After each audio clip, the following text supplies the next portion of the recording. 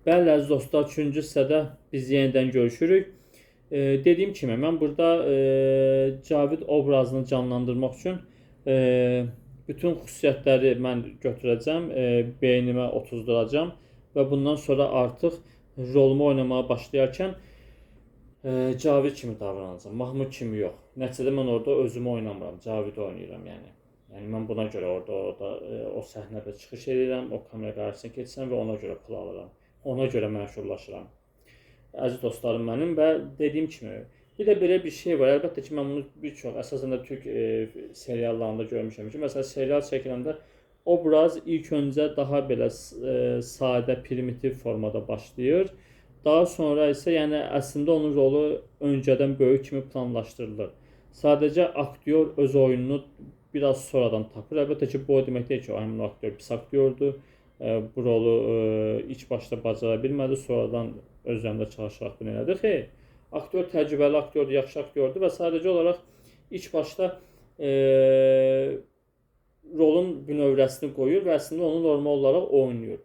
Amma daha sonra böyle seriyalar, bölümlər irəlilədikcə daha da pik həddə çatır. Əslində o başlanğıcda bünövrəsi pik həddədir elə, yəni bu rolu oynamaq üçün. Sadəcə olaraq onu tamaşaçıya bir-iki bölüm sonra artıq daha da göstərməyə çalışır.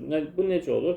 Aktyor oynadıkça artıq fikirləşir ki, mən burada məsələn belə gülə bilərəm, belə ağlaya bilərəm, belə davrana bilərəm, belə əsəbləşə bilərəm, belə hüzünlənə bilərəm, belə ağlaya bilərəm. Artıq aktyor bunu oynadıkca öz-özünə kəşf edir və yaradır. Əlbəttə ki, bunu ona rejissor da deyə bilər, o da deyir məsəl üçün ki, rejissor əlbəttə ki, mizanı verir ki, yəni burada ağlayacaqsan. Amma aktyor demir ki, belə ağla, onu aktyor özü seçir, ağlayır. Amma əlbəttə bəzən elə ola bilər ki, rejissor özü də bunu deyə bilər ki, bax bu cür ağlasan daha əla olar, bu cür gülsən daha yaxşı olar. Və belə dedikdə də aktyor ya öz istədiyi kimi eləyir, ya da rejissorun dediyi kimi. Amma əsas odur yaxşı oyun çıxsın və oyun getsin. Oyun gedəndən sonra da əlbəttə ki, rejissor üçün heç bir fərqi yoxdur. Yəni əziz dostlar, və bir də seriallarda mən həmişə bunu görmüşəm. Məsələn də Türk seriallarında aktyor məsəl üçün çıxış etdikcə o rolu oynadıqca aktyorun sifət quruluşunda dəyişiklik olur. Yəni məsəl üçün aktyor oynamağa başlayır rolu. Məsələn deyək ki, bir seriala daxil olur və ya bir serialın birinci seriyasından olur. Serial davam elədikcə, bölümlər irəlilədikcə, hətta illər keçdikcə aktyorun başına gələn hadisələr, yaxşı, pis, hüzünlü, kədərli, gözəl hadisələr olsun, itkilər olsun. Belə hallar aktyorun sifətində həmişə iz qoyur, xoşbəxtliklər, bədbəxtliklər. Aktyorun sifətində nüans yaradır. Artıq, məsəl üçün, həmişə göstərirlər, aktyor birinci seriyada, məsəl üçün, 305-ci seriyada. Görürsən ki, aktorda necə dəyişiklik olur. Yəni, bu, sırf mənim dediyim, əlbəttə ki, hamımız yaş aldıqca sifət quruluşumuz dəyişir. Kimimiz daha da kökəlirik, kimimiz daha da arıqlayırıq, kimimizin sifətində qırışlar əmələ gəlir, kimimizdə belə fərqli şeylər, saçımız, saqqalımız ağarır. Mənim dediyim o deyil.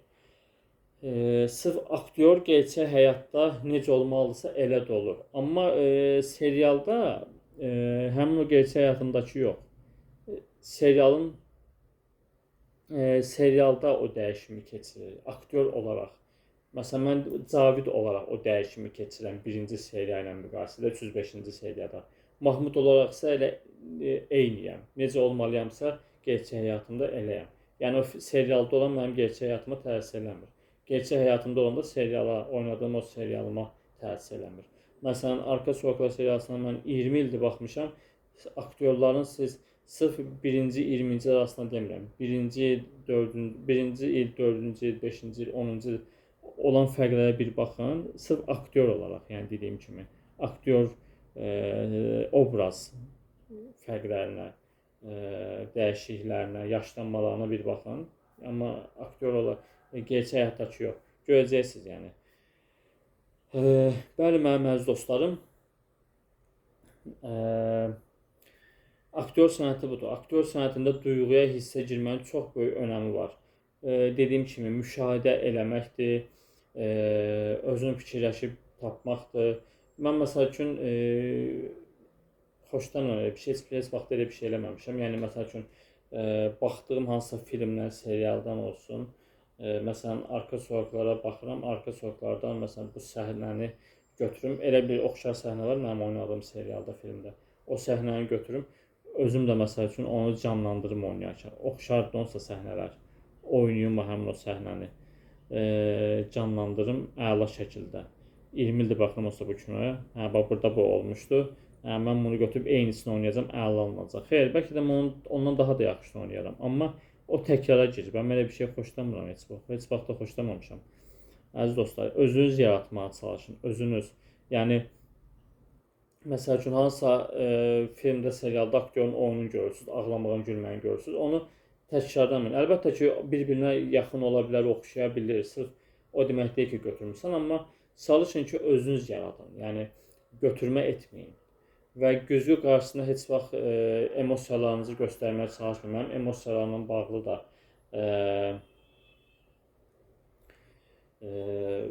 belə bir video çəkilişim olacaq. Eyni zamanda shorts çəkilişim də olacaq sizlər üçün. Orada da mən göstərəcəm emosiyalarla bağlı da sizə demək istədiklərimi və dediyim kimi güzgü qarşısında heç vaxt emosiyalarınızı göstərməyə, oynamağa çalışmayın. O sizə aldada bilər.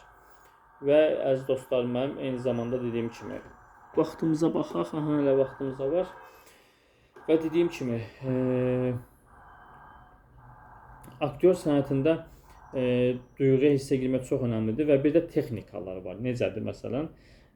Bunu mən sizə indi göstərirəm. Məsələn, ağlamaq deyək ki, siz bu səhnədə ağlamalısınız. Ağlamaq üçün necə bir şey eləyə bilərsiniz? Əlbəttə ki, mən qabaq gələcək videolarımda sizə bununla bağlı ətraflı danışacağım. Yəni gülmək olsun, ağlamaq olsun, ağlamadan kədərlənmək olsun, təəccüb eləmək olsun, bundan əlavə əsəbləşmək olsun, belə təbəssüm dolu sevinci olsun və s. və s. Belə şeyləri bir-bir xırdalığına kimi göstərəcəm. O vaxt sırf bunlar üzərində işləyəcək. Nəzəriyyə hissədən daha çox texnika hissəsini göstərəcəm sizlərə. Həm shorts videolarımda, həm də belə videomda mən ayrılıqda onlardan danışacağım. Sadəcə onu deyə bilərəm ki, məsələn, ağlamaqdır. Gələn dəfə deyəcəyimi indi bunda da deyim. Məsələn, ağlamaqdır. Gözünüzü belə aralayaraq saxlayırsınız. Vaxtımıza baxaq. Hələ var vaxtımıza. Gözümüzü belə aralayaraq dururuq. Əlbəttə ki, bunun üçün indi mən onu hal-hazırda eləməyəcəm. Məsəl üçün bir nöqtəyə uzunca baxmalısınız. İşığa da baxa bilərsiniz, yuxarı, o da effektivdir. Və ya işıq olmasın, sadəcə bir nöqtəyə diqqətini gözünüzü çəkmədən baxırsınız. Gözünüzü çəksəz belə ən azından gözünüzü bağlamayın, heç qıymayın da. Böyük açıq şəkildə buraxın gözlərinizi. Və eyni zamanda bir də belə bir şey var. Həmin səhnələr çəkilmədən əvvəl yanınıza çoxlu su olsun. Suyu için. Və suyu içərək burada gözünüzdən yaş gəlmə ehtimalı daha da artacaq. Amma burada əlbəttə ki, sırf gözdən yaş gəlmə məsələsi deyil. Siz bunu bu oyunu tamaşaçıya ötürmək üçün sadəcə gözünüzdən yaş gətirmək bu kifayət deyil. Daxilinizdə də siz ağlamalısınız. Yəni siz sadəcə gözünüzdən yaş axtaraq yox, daxilinizdən hönkürərək də ağlamalısınız. Əlbəttə ki, bunun üçün nə edə bilərsiniz? Gerçək həyatınızda olan bir şeyi yadınıza sala bilərsiniz və ya texnikalarını öyrədəcəm, başqa cür eləyə bilərsiniz. Bunu mən sizə gələn də ətraflı danışacağım. İndi mən bunu tam ətraflı danışmaq istəmirəm. Sadəcə olaraq dediyim kimi belə şeylər, yəni bu ağlamaqdır, gülməkdir. Bunları sadəcə öz daxilinizdən yox, texnikalar vasitəsilə də siz həyata keçirə bilərsiniz. Amma ən əsas məsələ mənim əziz dostlarım, birincisi duyğuya girməkdir. Yəni texnikalarla heç vaxt sırf texnikalarla oynamağa çalışmayın və ya texnikaları ən əsas məsələyə, ən əsas yerə qoymağa çalışmayın. Ən əsas o hissi hiss eləməlisiniz. Siz obrazı öz içərinizə daxil eləməlisiniz. Daha sonra yeri gələndə texnikalardan istifadə etməlisiniz. Bəli, mənim əziz dostlarım, 3-cü hissə də bitir, 4-cü hissə qısa olacaq. İndi də keçir 4-cü hissəyə biz.